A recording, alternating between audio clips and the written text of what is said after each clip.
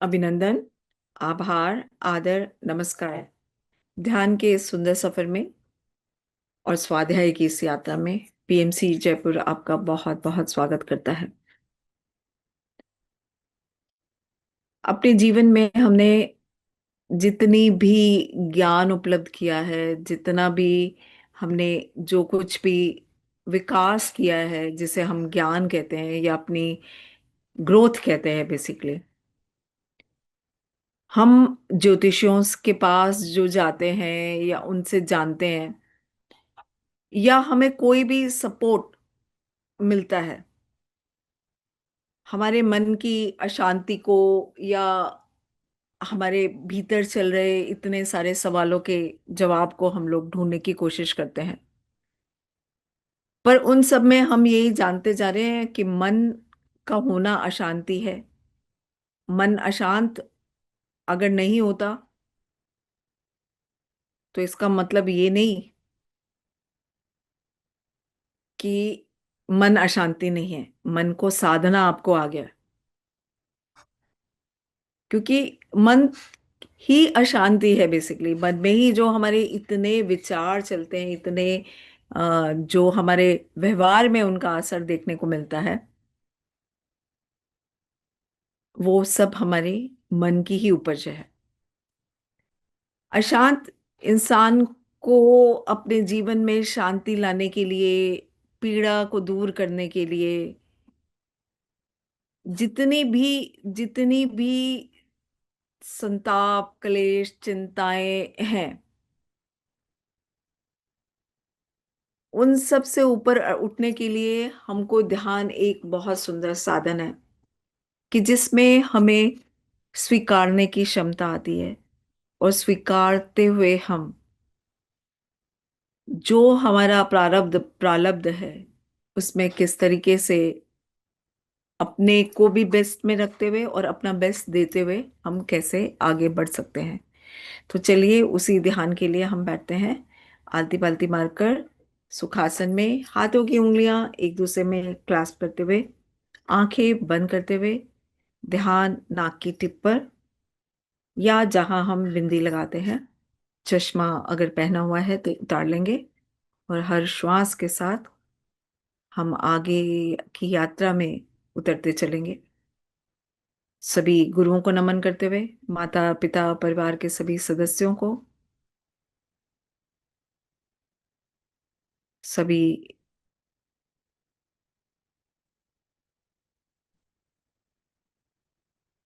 पितरों को, त्रिदेवों त्रिदेवियों को, गाइडिंग एंजल्स, गार्डिंग एंजल्स,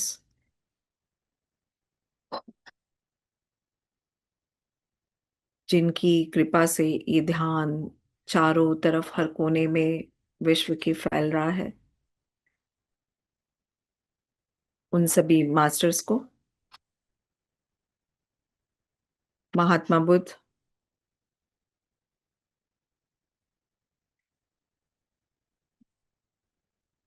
महाअवतार बाबा जी,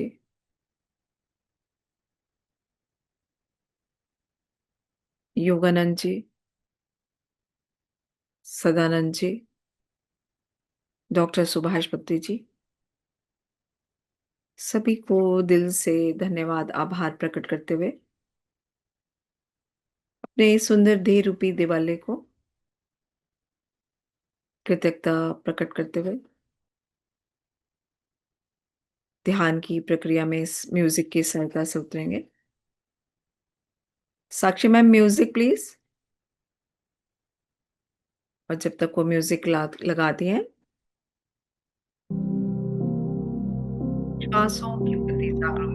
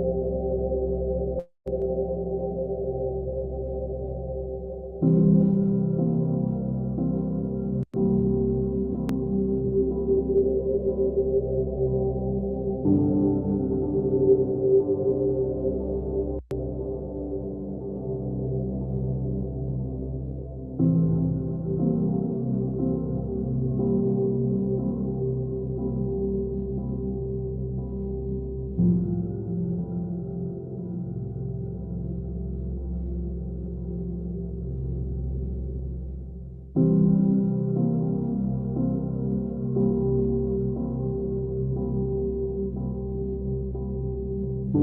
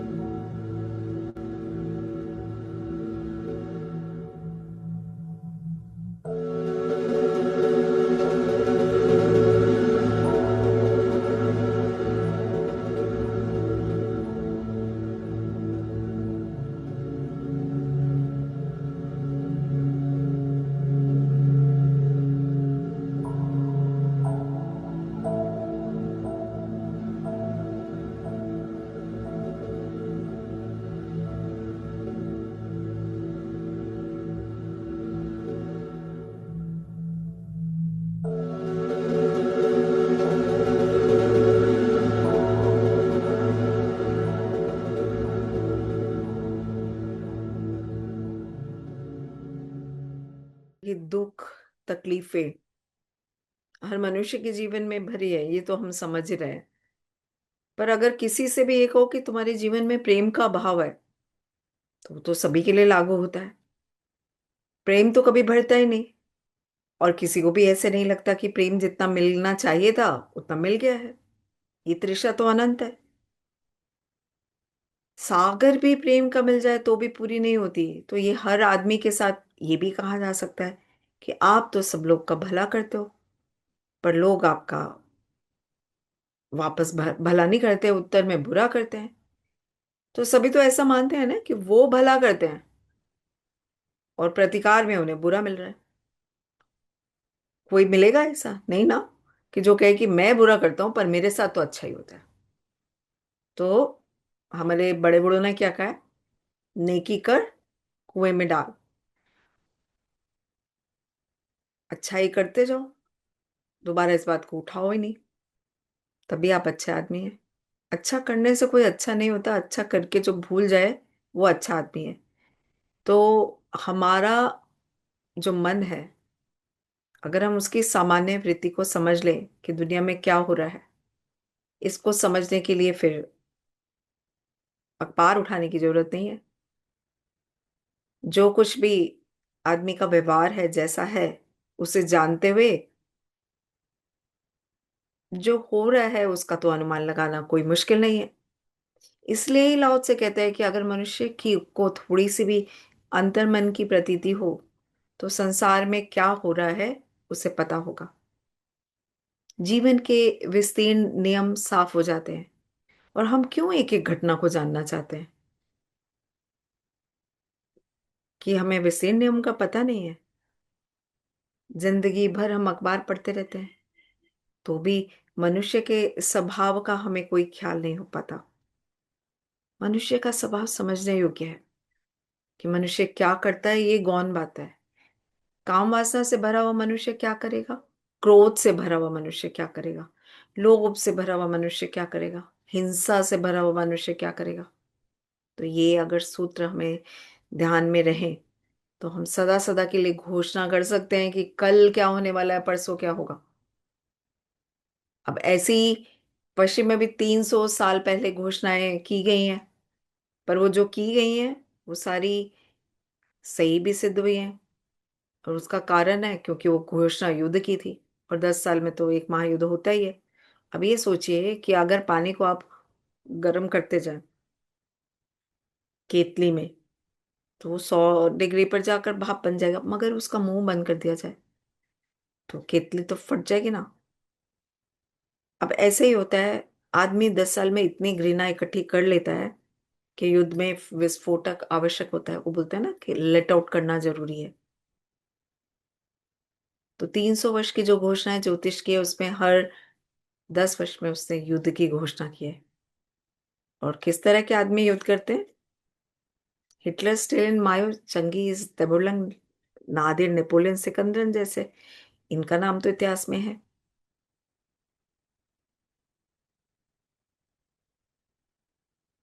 अब हर 10 वर्ष में जब भी युद्ध होगा तो एक नेपोलियन, हिटलर, एक स्टेलिन चाहिए। 300 वर्ष पहले जिस आदमी ने घोषणाएं की हैं उसने उन व्यक्तित्वों के लक्षण गिनाए हैं। और इस तरह का आदमी युद्ध की शुरुआत करेगा और ये हमेशा सही सिद्ध होते हैं। नाम से कुछ लेना देना नहीं है। ये लक्षण इतने सही है कि जब हिटलर शुरू करता है तो उसे जो उसके ज्योतिष मानने वाले लोग कहते हैं देखो 300 साल पहले एक लक्षण हिटलर का गिनाया हुआ है। हिटलर से कोई संबंध नहीं है, लेकिन जिस तरह का आदमी युद्ध की शुरुआत करता है उसके लक्षण गिनाए हैं, वो लागू होते हैं। तो ये जो मनुष्य का मन है इसके प्रकार है। और ये सदा जमीन पर होते हैं और करीब करीब रेपिटेशन होती है। Because history is repetition. सब दोहराता है उसमें, दोहरता जाता है बार बार। विस्तार की बातें बदल जाती है, नाम बदल जाते हैं, लेकिन घटनाओं के मूल स्रोत नहीं बदलते। लाओ त्से कह रहा है अपने घर के दरवाजे के बाहर बिना पाँव दिए ही कोई जान सकता है कि क्या हो रहा है संसार में। और इस अर्थ में लाओ त्से कह रहा है कि इस तरह के व्यक्ति को स्वयं के मन की पूरी जानकारी चाहिए। स्वयं के मन को कोई ठीक से जान ले, उसने सारी मनुष्यता को जान लिया। उसको जानने को कुछ बचता नहीं है। अगर आप दूसरे आदमी को पहचान नहीं पाते हैं तो आप अपने को अभी पहचान नहीं पाए हैं। कोई दूसरा आदमी आपके लिए बेबूझ मालूम होता है, रहस्यपूर्ण मालूम होता है कि आप समझ नहीं पाते। उसका कुल मतलब इतना है कि अभी आपको आपके भीतर की मनुष्यता से परिचय नहीं हुआ। एक सागर की बूंद को ठीक से समझ ले, पूरा सागर समझ में आ जाता है ना, क्योंकि सागर बूंद का विस्तार है। बूंद सागर का ही सूक्ष्म रूप है। तो अगर मैंने अपने भीतर के मन को समझ लिया तो मैंने सारी मनुष्यता का मन समझ लिया। इसलिए संत दयालु हो जाते हैं, क्योंकि वो अपने मन को समझकर जान लेते हैं कि आदमी कितना कमजोर है, आदमी कितना दीन मजबूर है। इसलिए वो आदमी को क्षमा कर सकते हैं। उनकी क्षमा उनके स्वयं के मन की समझ से पैदा होती है। तो जो संत किसी को क्षमा ना कर सके, समझना कि वो अभी संत नहीं है। उसे पता ही नहीं है कि आदमी की कैसी मजबूरी है। तो आप जिनको साधु और संत मानते हैं ना, वो करीब करीब आप ही जैसे लोग हैं, उतने ही गहरे अज्ञान में खड़े। आपको क्षमा नहीं कर पाते, अपराधी घोषित करते हैं। अगर आपसे कोई छोटी मोटी भूल हो जाती है तो उनके हृदय में क्षमा पैदा नहीं होती। निश्चित ही उन्हें अपने भी मन की पूरी समझ नहीं है, और आदमी कमजोर है, भूल चूक से भरा है, इसका बोध नहीं है, या फिर उन्होंने अपनी ही भूलों को, अपने ही मन को इतने अचेतन में दबा दिया है कि उनके संबंध छूट गए हैं। तो जो व्यक्ति अपने को ठीक से समझ लेगा, इस जगत में फिर कोई भी मनुष्य उसके लिए अपरिचित नहीं रहा। और जो भी अपराध कोई मनुष्य इस पृथ्वी पर कर सकता है, अपने मन को समझने वाला जानता है कि मैं भी कर सकता था। जो मैं कर सकता हूं उसके लिए दूसरे पर क्रोधित, उसे दंडित करने में, नरक में डालने की बात बेहूदी है। जैसा ही कोई मन को ठीक से समझता है, वो जानता है बुरे से बुरा मेरे भीतर छिपा है, और भले से भला भी। इसलिए संत ना तो बुरे की निंदा करते हैं और ना भले की प्रशंसा, क्योंकि दोनों संभावनाएं उनकी ही संभावनाएं हैं। उनके भीतर बुद्ध भी छिपा है, हिटलर भी छिपा है, राम भी, रावण भी। रावण भी अपना ही हिस्सा है और राम भी अपना। युद्ध कहीं बाहर नहीं, भीतर है। और ये दोनों पात्र किसी कथा के पात्र नहीं, अपने ही मन के दो हिस्सों के नाम है, और दोनों हिस्से मेरे हैं। अब ये कठिनाई तो होगी। राम को की तो हम कहते हैं पूजा करो मत करो निंदा, रावण की चल जाएगा। पर जो पूजा करता है वो निंदा करेगा, जो सम्मान करता है वो अपमान भी करेगा। तो अगर कोई साधु महावीर का सम्मान कर रहा है, राम का सम्मान कर रहा है, कृष्ण का, तो रावण के अपमान से कैसे बचेगा? इसलिए परम संत पुरुष ना तो निंदा करता है ना प्रशंसा। उसके वक्तव्य तथ्य के वक्तव्य होते हैं, मूल्यांकन के नहीं। अगर पानी नीचे की तरफ बहता है तो वो कहेगा पानी नीचे की तरफ बहता है। इसमें निंदा नहीं है, पानी के तथ्य की सूचना है। आग जलाती है तो उसमें निंदा नहीं है, आग का धर्म जलाना है, तथ्य की सूचना है। तो जैसे जैसे कोई व्यक्ति स्वयं के मन को ठीक से समझने में समर्थ हो जाता है, सारा जगत समझ में आ गया कि मनुष्यता एक इकट्ठी घटना है, और थोड़े बहुत भेद के साथ, मात्राओं के हैं, डिग्रियों के भेद हैं। जो कोई 98 डिग्री पर गर्म है तो कोई 97 डिग्री पर, कोई 99 डिग्री पर गर्म है। इतने भेद मनुष्य में हैं। लेकिन गर्मी को जिसने समझ लिया, वो डिग्रियों को भी समझ लेता है। अपने घर के दरवाजे के बाहर बिना पाँव दिए ही कोई जान सकता है कि संसार में क्या हो रहा है। पर मन को जानना कोई संसार से छोटी घटना नहीं है। पूरे पूरे संसार को जान लेना है, ये उतना ही विस्तीर्ण जटिल है, उतना ही विराट का जंगल वहां है। अगर कोई व्यक्ति अपने मन के बारीक बारीक रेशों को उघाड़ कर देखने लगे, तो एक विराट में प्रवेश कर गया, एक बहुत बड़ी घटना में प्रवेश कर गया। मनोवैज्ञानिक कहते हैं कि मनुष्य के इस छोटे से मन में सारे विकास के संस्मरण है। जमीन पर विकासवादियों के हिसाब से मनुष्य को कोई 10 लाख वर्ष हो गए कम से कम, और जमीन बनी कोई 4 अरब वर्ष। तो इन 10 लाख वर्षों में आदमी ने जो जाना है, उन सबके संस्कार आपके मन में है। आदमी कोई टूटी हुई घटना नहीं है, श्रृंखला की कड़ी है, सीरीज। जो हम बोलते हैं ना, mineral kingdom, plant kingdom, animal kingdom, human kingdom, ये सब अगर हम इस गणित को पूरा समझ ले, तो मनुष्यों के पहले जो पशुओं में घटा हो, वृक्षों में घटा हो, पृथ्वी पर घटा हो, उस सब के चिन्ह हमारे मन में है। तो पृथ्वी जब नहीं बनी थी, तो जिस निहारिका से पृथ्वी का जन्म हुआ था, उस निहारिका में जो घटा होगा उसके भी लक्षण हम में होने चाहिए। अस्तित्व की समस्त सीरीज हमारे भीतर है। तो जो कुछ भी घटा है इस अस्तित्व में, कभी भी उसे हम अपने भीतर छिपाए हुए हैं, वो हमारे मन का हिस्सा है। और ये पीछे की तरफ, आगे की तरफ भी ये उतना ही सही है। और इस जगत में जो भी कभी कुछ घटेगा, उसके भी बीज हमारे भीतर है। मनुष्य का मन सारा अस्तित्व है पीछे आगे सब आयामों में फैला हुआ। शरीर शास्त्री कहते हैं कि बच्चा जब माँ के पेट में बढ़ता है, तो 9 महीने में वो उतनी सारी यात्रा पूरी करता है जितनी मनुष्य ने पूरे अतीत के इतिहास में की। जैसे बच्चे का जो पहला क्षण है, अनु पहली दफा जीवंत होता है माँ के पेट में, तो वह वहीं से शुरू करता है। जहां पहले मछली का अंडा सागर में जन्मा होगा। क्योंकि शरीर शास्त्र कहते हैं कि मछली मनुष्य का पहला रूप है। तो जो बच्चा माँ के पेट में होता है वो पहले मछली की तरह जीना शुरू करता है। लॉजिक है। बिल्कुल वैसा ही माँ के पेट में भी पानी होता है जैसे सागर में, जिसमें बच्चा तैरना शुरू करता है, मछली पहली दफा तैरना शुरू करती है। फिर 9 महीने में, करीब करीब 1 वर्ष में जो विकास हुआ है, 9 महीने में बच्चा शीघ्रता से सारी सीढ़ियां पूरी करता है। ऐसी घड़ी आती है जब बच्चा बंदर की तरह होता है, फिर मनुष्य के बच्चे की तरह बड़ा होना शुरू करता है। करीब करीब सारी श्रृंखलाएं अल्प समय में पूरी करता है। जो इतिहास में विकास में जिन घटनाओं को हमें पूरा करने में लाखों वर्ष लगे, बच्चा उन्हें क्षणों में पूरी करता है। गुजरता जरूर है। तो शरीर में भी, मन में भी सारा इतिहास छिपा है। लाओ त्से की बात वैज्ञानिक है। अगर कोई व्यक्ति अपने मन में अपने शरीर की, इस अस्तित्व की, व्यक्तित्व की पूरी परिधि की पहचान ले, तो संसार में कहाँ क्या हो रहा है, कहाँ क्या हुआ था, क्या होगा, वर्तमान ही नहीं अतीत भविष्य सभी की सूक्ष्म झलक उसे मिलनी शुरू हो जाती है।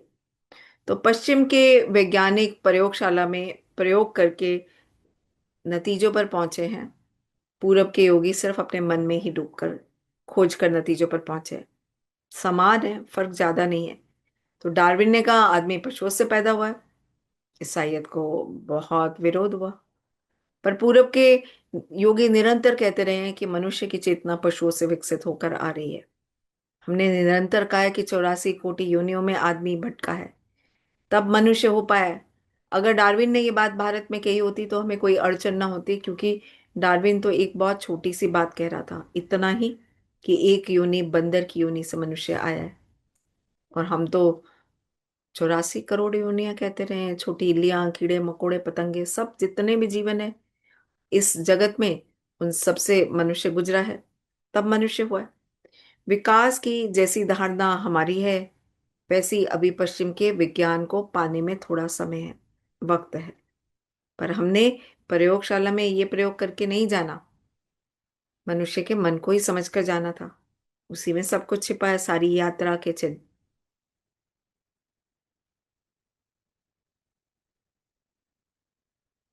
और संसार में क्या हो रहा है ये तो ठीक ही है ना, इससे भी ज्यादा महत्वपूर्ण क्या है कि जीवन का आत्यंतिक स्वभाव क्या है, ताओ क्या है।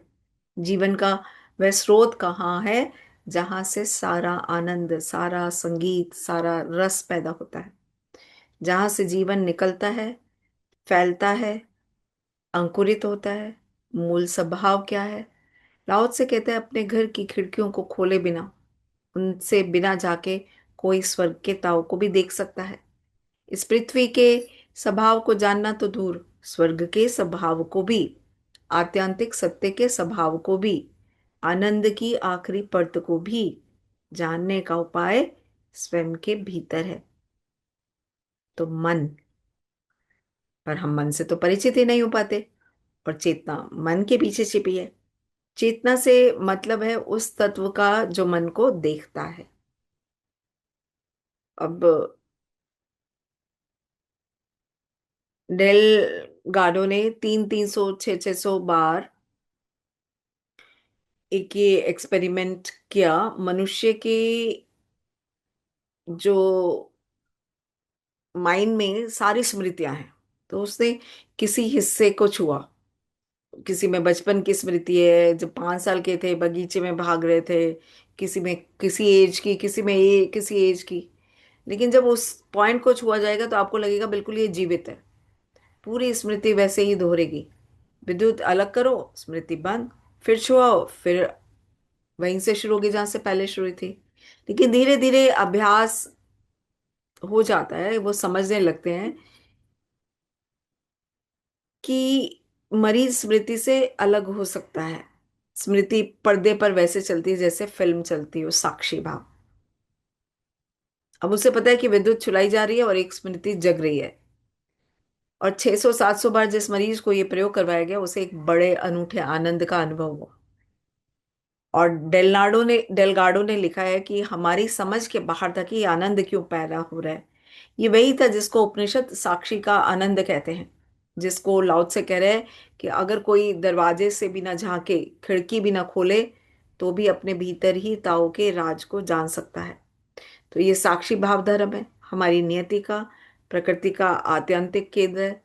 जिस दिन हम मन को भी दूर खड़े होकर देखने में समर्थ हो जाते हैं, अपने ही मन को ऐसा देखने लगते हैं जैसे किसी और का हो, खुद के ही मस्तिष्क में चलते हुए विचार अपने नहीं मालूम होते, हमारा तादात्म्य टूट जाता है, हम दूर खड़े हो जाते हैं, हमारी उनसे आसक्ति छिन भिन हो जाती है, क्योंकि बीच का ब्रिज टूट गया।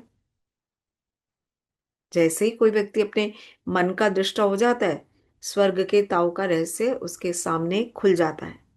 इसलिए लाओ से उसको स्वर्ग का ताऊ कह रहा है, क्योंकि वह परम सुख है। स्वर्ग का भी यही अर्थ है ना।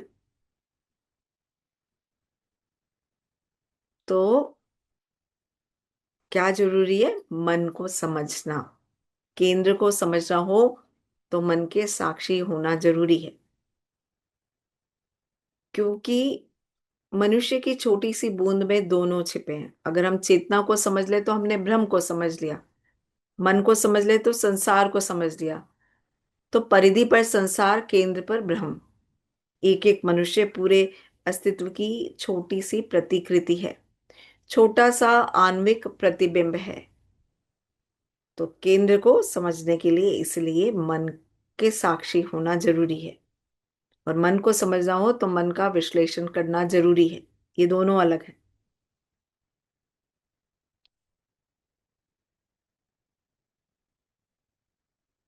मन का मंथन, मन में लोभ उठा तो इसकी पूरी वृत्ति का विश्लेषण, कब उठता है, क्यों उठता है, कितनी दूर तक फैलता है, किस भांति पकड़ता है, क्या परिणति होती है, कहाँ ले जाता है, फिर कैसे उठता है।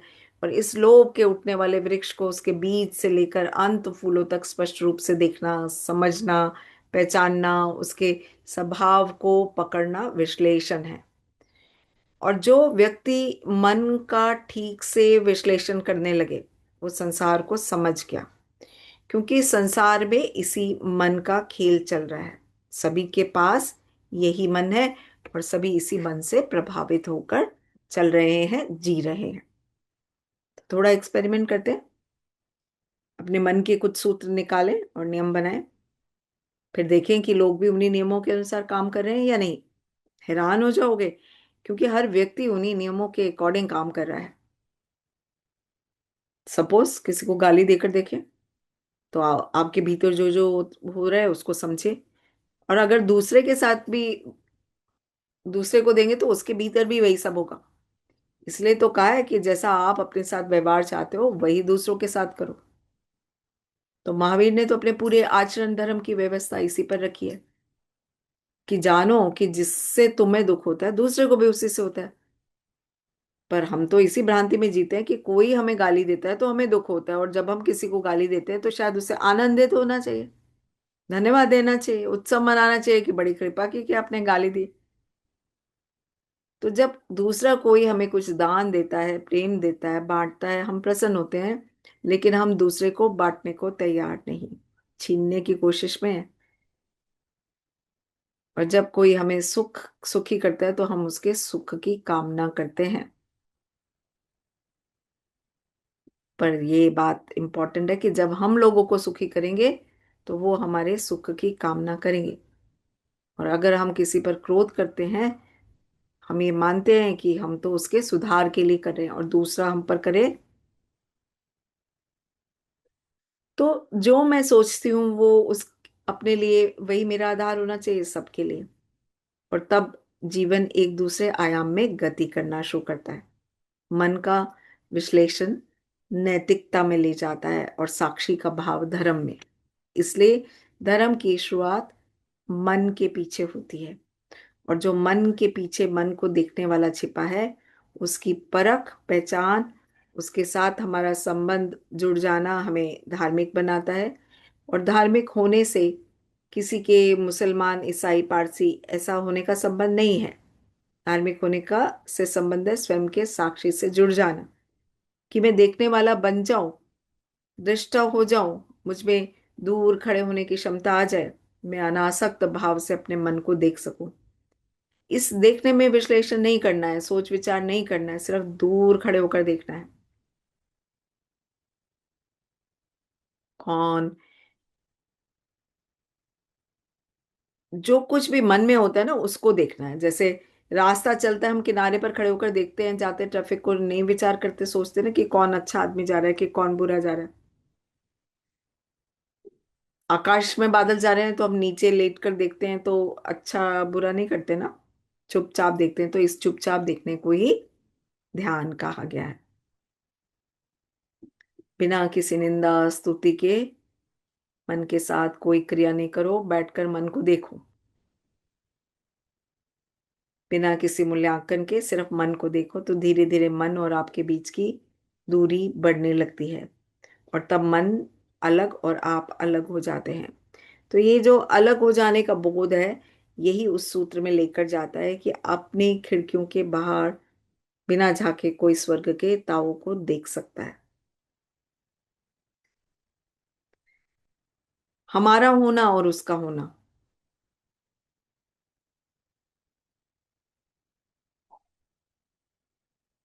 जब हमें मन के भीतर देखना है तो आंखें बंद करके देखा जा सकता है ना, क्योंकि हम वही हैं। उपनिषदों ने कहा है कि तत्वमसि, दैट आर्ट दाओ, वो तुम ही हो। तो वह जिसकी हम खोज कर रहे हैं, ताओ की, ब्रह्म की, स्वभाव की, धर्म की, आत्मा की, तो जो ज्ञान का जितना ही पीछा करता है वो उतना ही कम जानता है। अब लाओ से की सारी बातें विरोधाभासों की है। वो इतनी गहरी बात कहना चाहता है कि जो विरोधाभास से ही संभव है।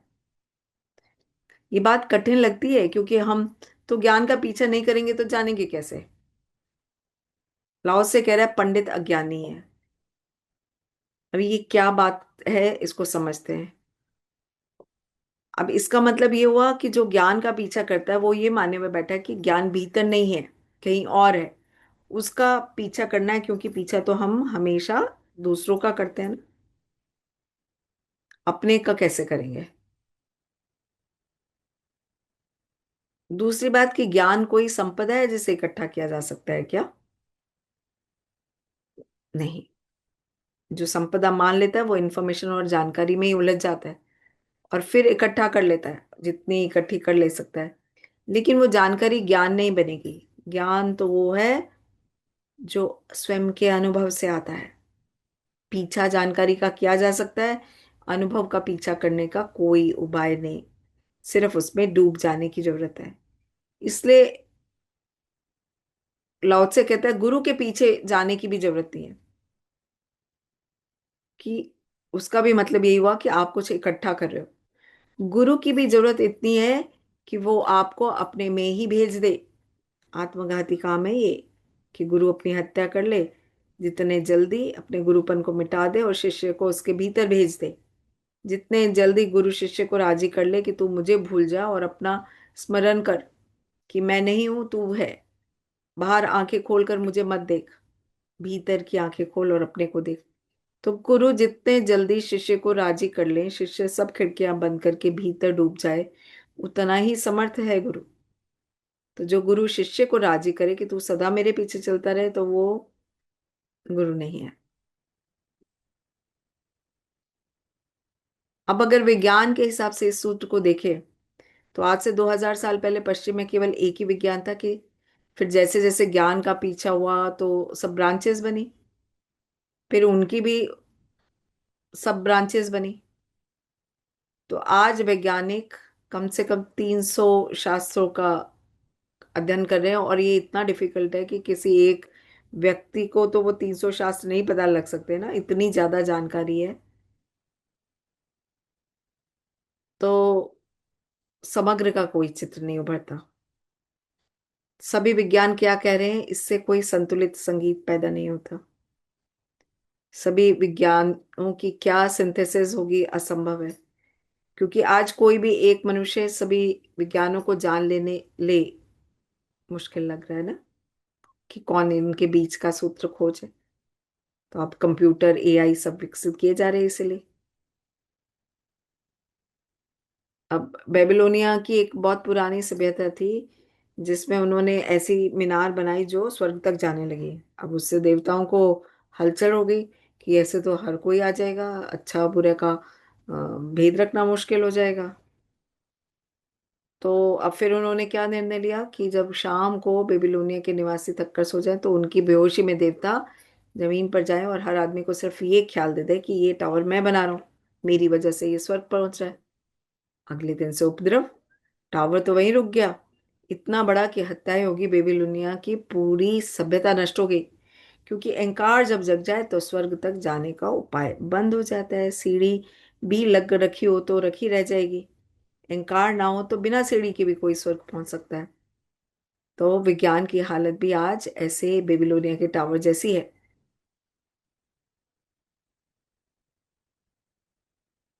जो आदमी बायोलॉजी की खोज कर रहा है वो केमिस्ट्री नहीं समझ सकता,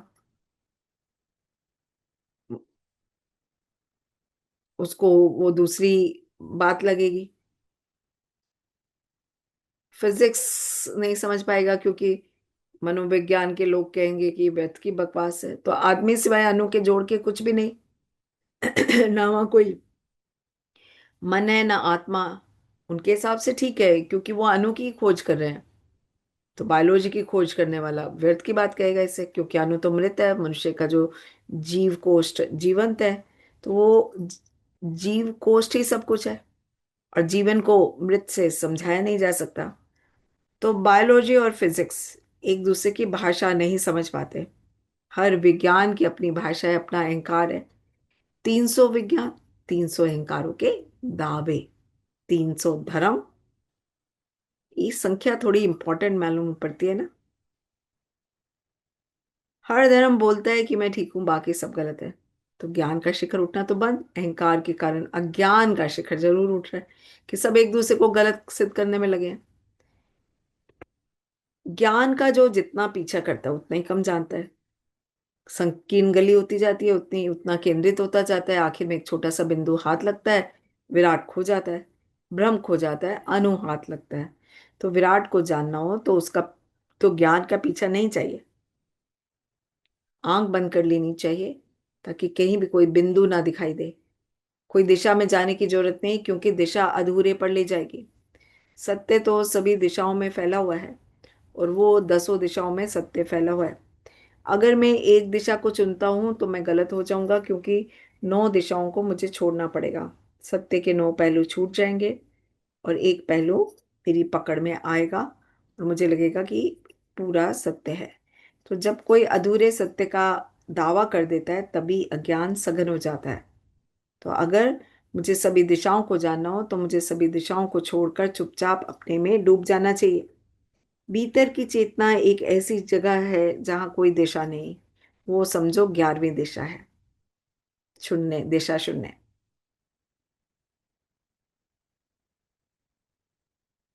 अब यही बात है कि संत बिना इधर उधर भागे ही जानते हैं, देखते हैं, समझते हैं, और बिना कर्म किए हुए ही संपन्न करते हैं। तो हम तो कुछ भी पाना चाहे हमें तो भागना ही उपाय दिखता है। इस गुरु के पास नहीं गए, वो नहीं मिला, दूसरे के पास जाना चाहिए, तीसरे के पास जाना चाहिए, मक्का जाना चाहिए अगर काशी में नहीं मिला। ये जाना गलत है, ख्याल में नहीं आता। जहां गए वो जगह गलत है तो दूसरी जगह चुननी चाहिए, यही ख्याल में आता है। लाओ से कहते तुम कुछ भी करो, संसार में कहीं भी जाओ तुम उसे नहीं पा पाओगे, क्योंकि जाना गलत है। जहां हो वही उसे पाओगे। तो संत रुककर जानना जानते हैं। भागना अज्ञान का लक्षण है, रुकना ज्ञान का लक्षण है। तो इस जगत में जो भी पाना हो वो भाग कर पाया जाता है। जो जितनी तेजी से भागता है उतनी जल्दी पाता है। लेकिन उस जगत में, इस माया के, स्वप्न के, व्यर्थ के जगत में दौड़ कर पाया जाता है। उस सत्य के, यथार्थ के जगत में रुक कर पाया जाता है। तो यहाँ के नियम वहाँ के नियम बिल्कुल विपरीत है। यहाँ रुके तो खो देंगे। तो कोई आदमी अगर दौड़े ना तो धन कैसे पाएगा? जितना दौड़े उतना ही पा सकता है। घर बैठा रहे। इस सूत्र को समझकर धन कमाना हो तो घर मत बैठ जाना, नहीं आएगा। दौड़ना जरूरी है उसके लिए। पर एक दिन धन आ जाएगा, आप नहीं बचेंगे, क्योंकि दौड़ में आप खो जाएंगे, नष्ट हो जाएंगे। और जितनी जल्दी आप नष्ट हो जाएंगे उतना ज्यादा धन आप इकट्ठा कर सकते हैं।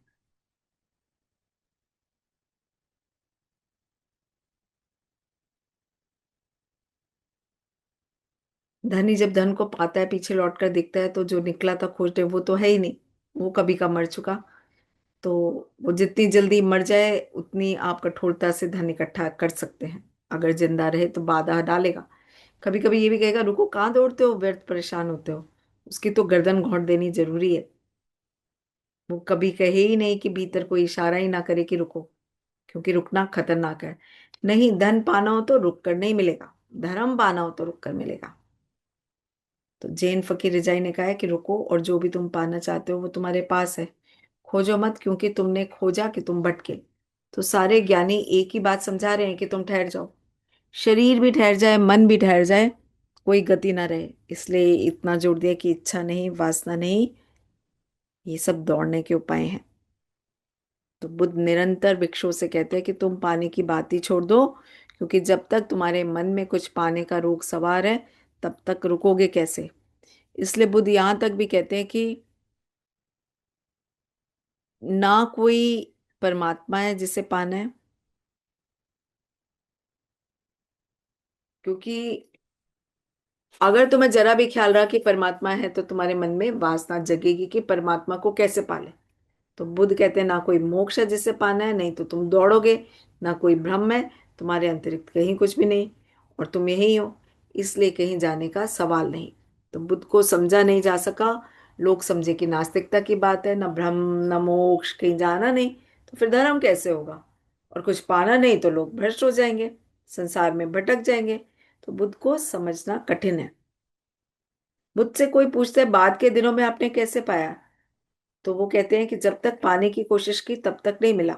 ऊब गया, थक गया, छोड़ दी कोशिश, उसी क्षण अनुभव हुआ कि जिसे मैं खोज रहा था वो सदा से तो मुझे मिला हुआ है, पर मेरी आंखें बाहर भटकती थी, और घर के भीतर जो खजाना रखा है उस तरफ नजर ही नहीं जाए, पीठ ही रही है। तो बिना देखे ही संत जो हैं समझते हैं, और बिना कर्म किए हुए सब कम संपन्न करते हैं। हमारे पास शब्द है, आत्मदर्शन, आत्म साक्षात्कार, आत्मज्ञान। आत्मा को देखा नहीं जा सकता, क्योंकि जो भी देखा जा सकता है वो पराया होगा, बाहर होगा। पर मैं आपको देख सकता हूँ, आप मुझसे अलग है। मैं स्वयं को कैसे देखूंगा, कौन देखेगा, किसको देखेगा। वहां एक ही है, देखने के लिए दो की जरूरत है। अगर मैं स्वयं को देखूं, तो जिसको मैं देखूंगा वो मैं नहीं हूं, और जो देख रहा है वो मैं हूं। तो मैं सदा ही देखने वाला रहूंगा, दृश्य नहीं बन सकता, दृष्टा ही रहूंगा। तो इसलिए लाओ से कहता है बिना देखे ही समझते हैं। तो वहां देखने का कोई उपाय नहीं, कैसे देख सकते हैं अपने आप को। इसलिए आत्मदर्शन, आत्मज्ञान नहीं हो सकता, शब्द के अर्थ में गलत है। वहां तो बिना जाने जानना होगा, बिना देखे दिखाई पड़ेगा, प्रतीति होगी, एहसास होगा, अनुभूति होगी, लेकिन कोई बट्टाव नहीं होगा। वहां दो नहीं होंगे, एक होगा। तो संत सब कुछ करते हैं, भागे हुए नहीं, भगोड़े नहीं है। पलायनवादी तो डरा हुआ आदमी है, भयभीत है। तो अगर उसने पद देखा तो वो पद पर होना चाहेगा, इसलिए उसे भय है, वो भागता है। भागना भय के कारण होता है। जो भागता है वो कमजोर है, भागने वाला समर्थ नहीं हो सकता। उसका मतलब ही यही है कि मैं भयभीत हूं, डरा हुआ हूं, मैं परिस्थिति छोड़ रहा हूं। संत तो सब कुछ करेगा, करने के जगत में होगा, क्योंकि भय की कोई बात नहीं। लेकिन ये सारा करना ऐसा होगा जैसे कोई अभिनय कर रहा है। अब जैसे रामलीला में राम बनता है, वो सीता खो गई, मंच पे अभिनय कर रहा है, पीछे जाके चाय पी रहा है, सीता की कोई चिंता नहीं। उसका खोना ना खोना कुछ उसको मूल्य नहीं रखता है। अगर लगे, लगता है कि हाँ मेरी सीता खो गई तो अड़चन है, मेरी आसक्ति को घाव लगे तो अड़चन है, मेरी राग कामना वासना को चोट लगे तो अड़चन है। लेकिन अगर मैं वहां नहीं हूं, करता नहीं हूं, अभिनेता हूं, तो संत जो अभिनय कर रहा है वो जो भी इस संसार के मंच पर जरूरी है कर रहा है। लेकिन इस करने में वो करता नहीं है, रो सकता है, हंस सकता है, लेकिन ना हंसने में ना रोने में। तो कृष्ण भी यही बात अर्जुन को समझा रहे हैं कि नियति ने तुझे जहां खड़ा कर दिया है, परिस्थिति जहां तुझे ले आई है, तू उसे चुपचाप स्वीकार कर ले और पूरा कर दे। तू अपने को निमित्त मान, अपनी तरफ से निर्णय नहीं ले। लाओ से कहता है, और बिना कर्म किए हुए सब कुछ संपन्न करते हैं। तो अपनी तरफ से कुछ नहीं कर रहे, उनसे जो करवा लो।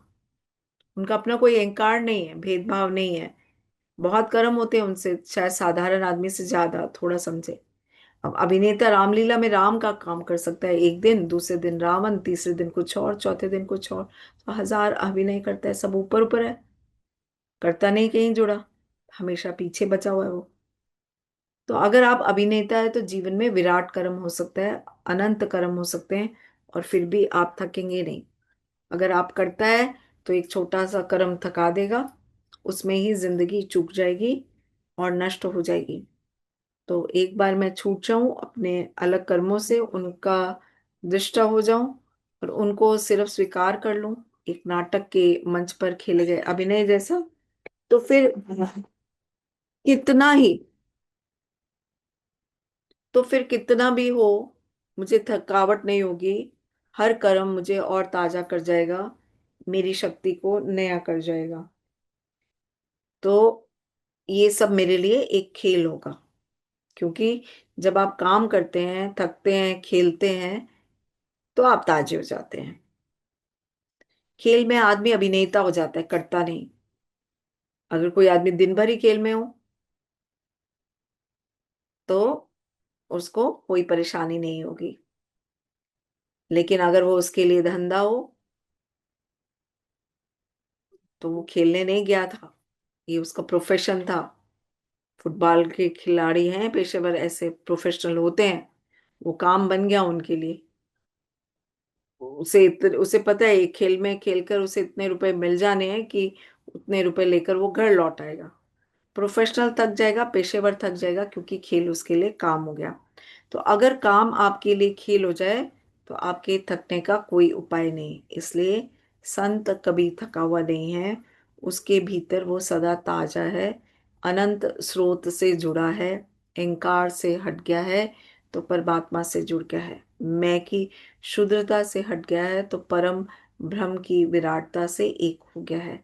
और उस महास्रोत से जुड़कर फिर वो निमित्त है, एक साधन मात्र है, और बिना कर्म किए संत सब कुछ संपन्न करता है।